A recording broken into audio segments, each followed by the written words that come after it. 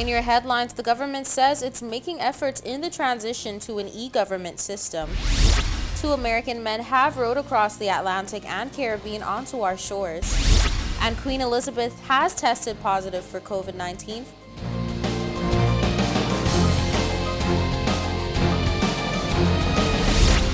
From the PTV Broadcasting Headquarters in Providenciales, your #1 source for news, I'm Erica Pinales, delivering the latest from across the country this Monday, February 21st, 2022, right to your door. Newswatch starts now. During his State of State address, Honorable Washington Mizik spoke on his government's efforts in the transition to an e-government system across the government ministries. Here's more. The premier shared that $6 million has been allocated for the transformation over to a full e-government system for the various government ministries, and while that isn't even close to half of the funding estimated to complete the process, it is a great stride. This government has allocated $6 million in the medium term. Now, we know it's going to cost perhaps $60 million to fully digitalize government. But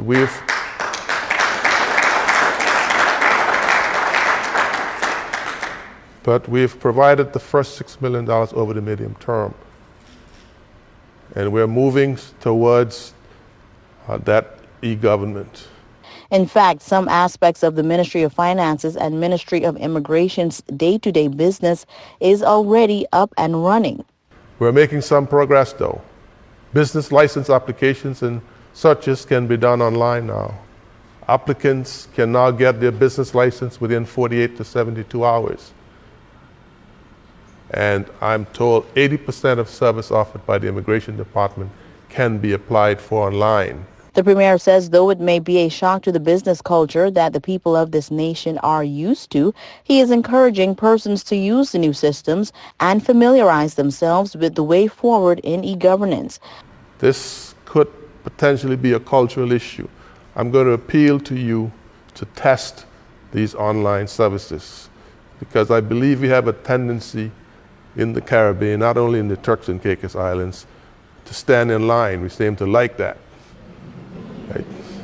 So to the extent that we don't have to do it, I suggest you don't do it.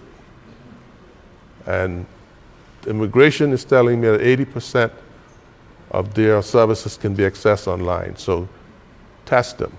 Officials in the Registrar General's offices in both Grand Turk and Providenciales are now able to access documents electronically, as well as dental records are now completely digitized. The Minister of Finance during his budget speech will elaborate more on the developments in e-governance. Leader of the opposition, Honorable Edwin Astwood, says that what you're hearing is not what is happening in response to the Premier's State of State address. We bring you the details. The Premier, Honorable Charles Washington Mizik, held a State of State address on Thursday, February 17, 2022, in recognition of the government's first year in office, and the opposition worked with sure haste in response to some observations made. The press statement reads, "In his one-year State of State address, many things that the Premier said were inaccurate or did not present the real picture of our people and our country. Many times the Premier has told us that the Turks and Caicos economy is the best that it has ever been, and that it is really booming. Well, that may be true for the members of his inner circle, and for the wealthiest people in our country. So he is right, that it is really booming, but for whom? The truth is that for the Premier and many of his friends, they have never, ever had it so good. But for our middle class or working families, our mid and lower level government employees, our small business operators, our small contractors, the truth is the economy is not good. We see that real wages for the average TCI worker are lower today than they were in 1980. That is, the average TCI worker, after adjusting for inflation, is earning less today than he or she did 42 years ago, despite huge increases in comparison to previous salary levels. Sadly, many of our people are struggling to pay bills and to keep their heads above water economically. Somehow, the Honorable Premier neglected to mention this in his address. Leader of the opposition said, "Yes, the economy is great for the Premier's friends and his inner circle who are each earning more than all our teachers, nurses, policemen, customs, and immigrations put together.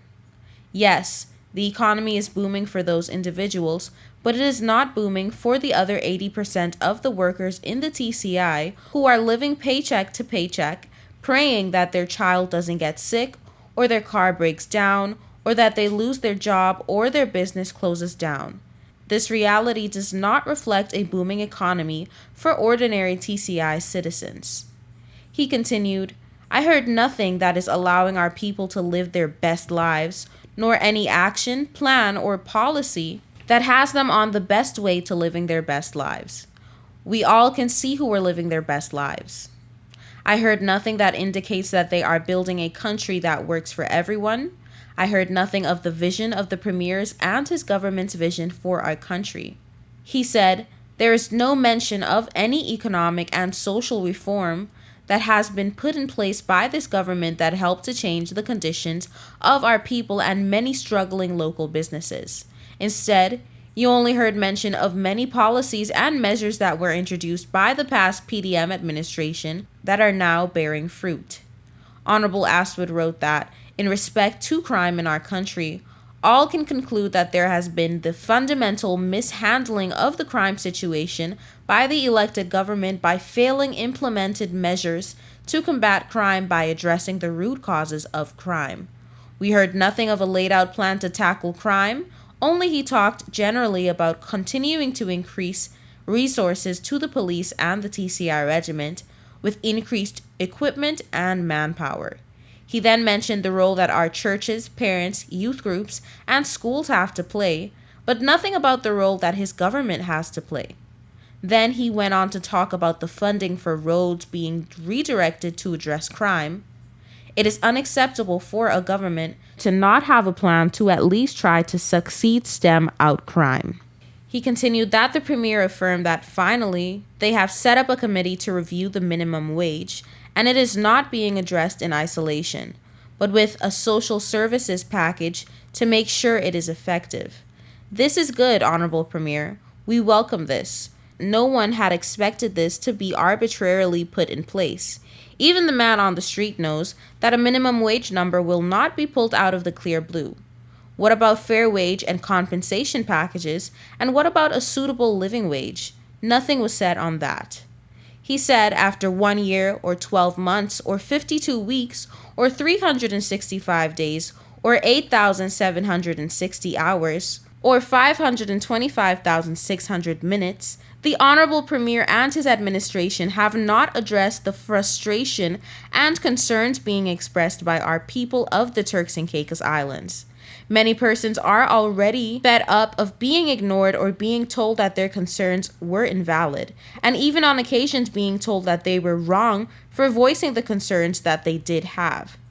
Our people, including many of their supporters, are sending the message that they will not be ignored anymore. They want their government to listen to them and to be on their side. He continued, many of our people now believe that everything this government is doing appears to be driven by foreign interests and the privileged few and those with access to influence. Many now believe that this government's priorities do not include those of the regular working class people. From the Premier's address, he's proving that his government is not working for our people, especially for those whom life sometimes be a struggle, but who get on with life and get on with their job because they have families to support and bills to pay. Finally, Honorable Astwood stated in his address that the things the Honorable failed to say in his State of State address will be done in his party's press conference scheduled for today, February 21st, 2022. He said, quote, the Honorable Premiers and his team are hoping that our people of the Turks and Caicos Islands deny what we see and believe what he says. I will not let that happen. End quote. Don't go anywhere. More News Watch when we return.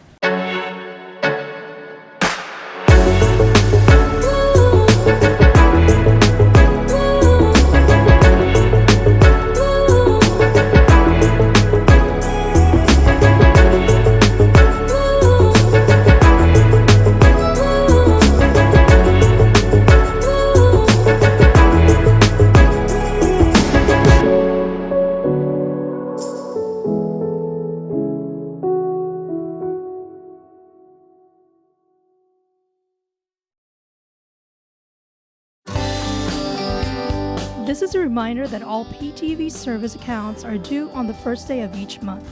Accounts should be brought up to date by the 28th of the month to avoid disruption in service. Payments may be made on our office at Stubbs Diamond Plaza, Providenciales, Mides Plaza, North Caicos, and Airport Road in South Caicos. Payments may also be made online using Scotiabank, CIBC First Caribbean Bank, and Royal Bank of Canada. Please allow 3 business days for online payments to be processed. We thank you for your cooperation.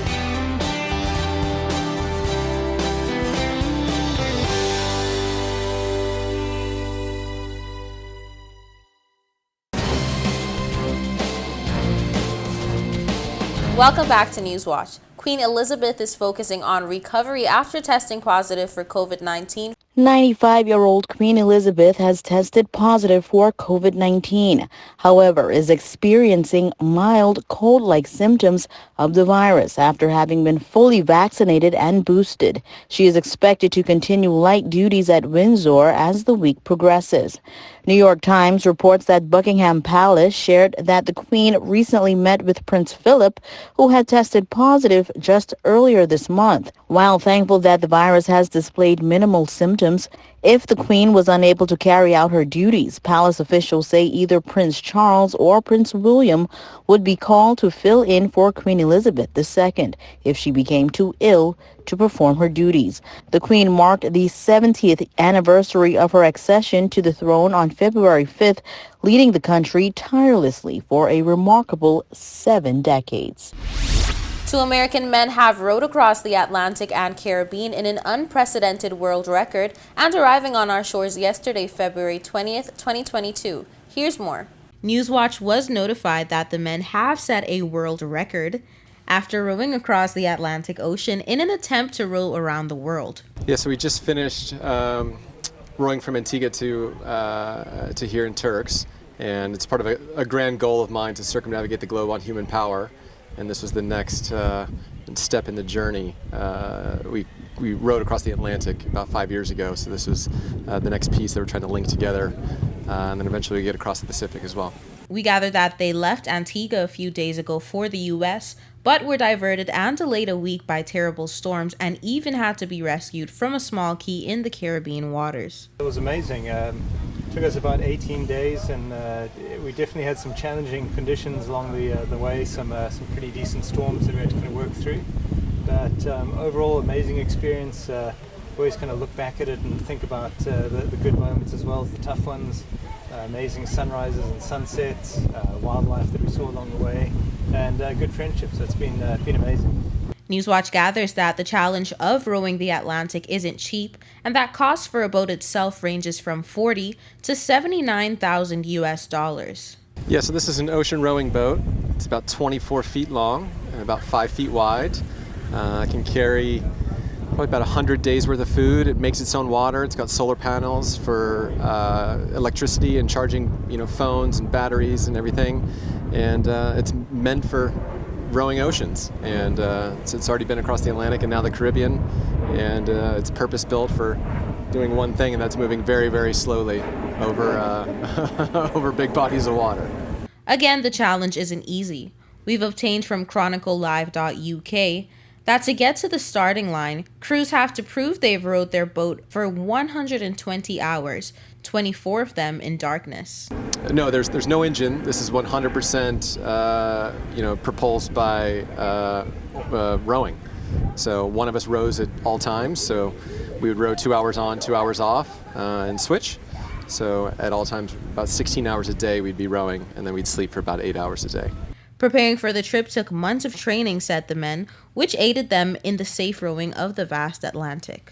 Oh, we did quite a bit of training beforehand.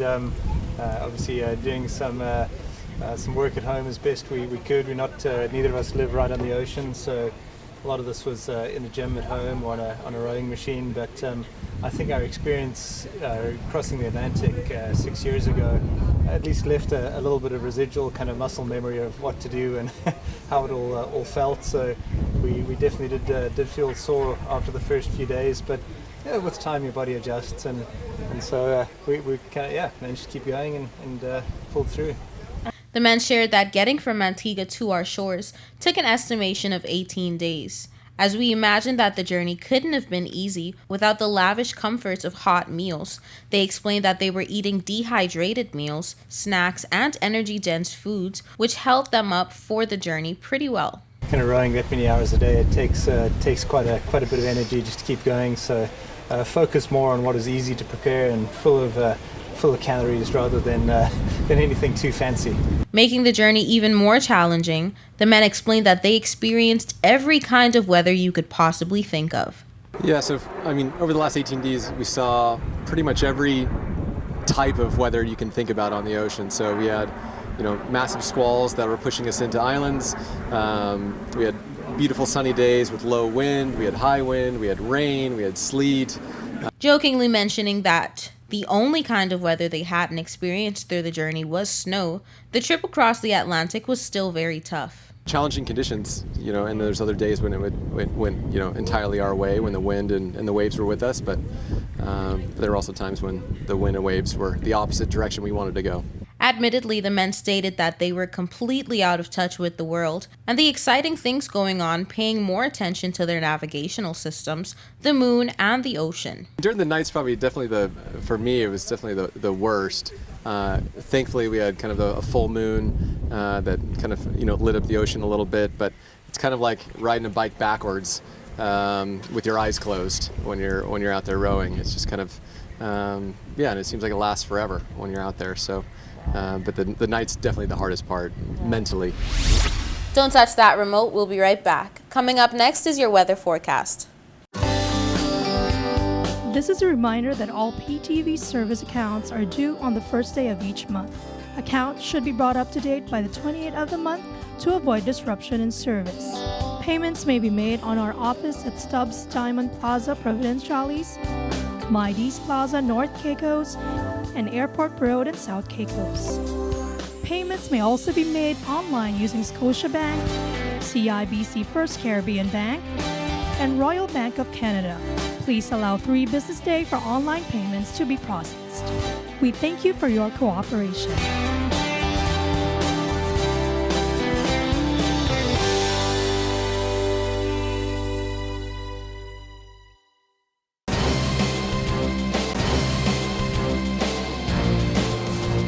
Welcome back to Newswatch. Here's the latest in your weather forecast. Here's your weather forecast for February 22nd, 2022. For the nation's capital, Grand Turk, on Tuesday, mostly sunny skies, high 79, low 74, winds east-northeast at 15 to 25 miles per hour. For South Caicos on Tuesday, mostly sunny skies, high 79, low 74, winds east-northeast at 15 to 25 miles per hour. For North and Middle Caicos on Tuesday, mostly sunny skies, high 80, low 74, winds east-northeast at 15 to 25 miles per hour. For Parrot and Pine Key on Tuesday, mostly sunny skies, high 80, low 74, winds east-northeast at 15 to 25 miles per hour. And on Providenciales on Tuesday, mostly sunny skies, high 80, low 74, winds east-northeast at 15 to 25 miles per hour. Now for your sunrise and sunset.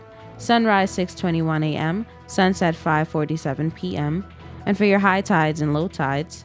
High tides 11:23 a.m., 11:23 p.m. And for your low tides 5:24 a.m., 5:29 p.m. And that's it for your weather forecast. We'll be right back with more Newswatch.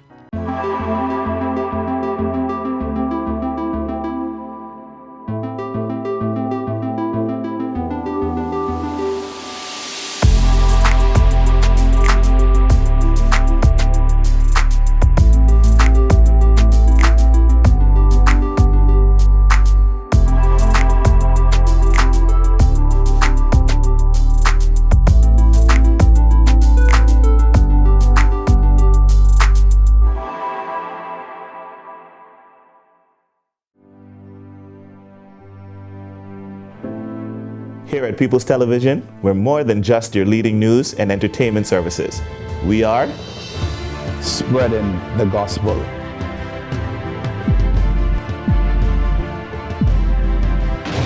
We are breaking barriers. We are preserving the culture. Each one, teach one. We are committed to excellence.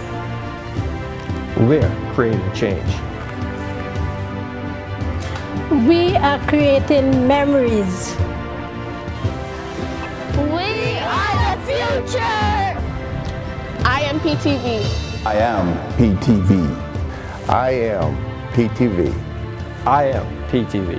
We are PTV. We are continuing the legacy. We are PTV.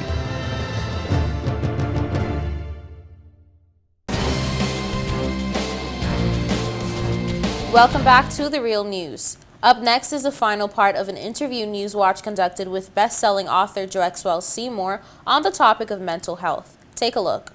Teenagers report feeling more stressed out than adults do, with school being a main cause. The author strongly believes that in order to combat mental health amongst the young people in the TCI, school systems must be revised. I think we need to have a conversation with the students, a conversation with parents, and a conversation with the education department. I believe we need to review the curriculum. I think we need to stop forcing kids to do certain subjects when they know it doesn't even suit them when they leave the secondary school or primary school or tertiary school. I think we need to redesign the whole system to make sure we're able to cater the needs of the students. I think that's what we need to do, and we need to stop pressuring people to do those things. And what we need to do is have people who went through that process to come into the schools and give lectures saying this is what I went through, to encourage other people not to do it. It takes a conversation, I think. There's too much pressure on the basic stuff when we're not even applying. We're teaching all these different courses. We're not even going to use some of those courses, but we still do it for many years. We're not even applying. It's not being even applied in the real world. So all that needs to be reviewed. Finally, Seymour shared some words of encouragement to you, listener, who might need to hear. I just want to encourage people to pursue their passion. And I know sometimes you might be under a lot of pressure to pursue things that makes a lot of money, but that is not what you want to do. I'm telling you that once you pursue your passion will bring money for you. But don't pursue wealth. You need to be happy. And a lot of people are in jobs right now who are unhappy because that's not what they want to do. That's not them. It's not even part of their personality, but they're doing it either because of the compensation or pressure from their family or their parents telling them to pursue this course of studies. I'm encouraging them to pursue what they feel that they were called to do. That brings us to the end of this edition of The Real News. I hate to leave you so soon, but of course, you can join us right back here every weekday at 6:30 p.m. and tap into our social media platforms at www.ptv8tci.com. I'm Erica Pinales, keeping you informed, updated, and affiliated until next time.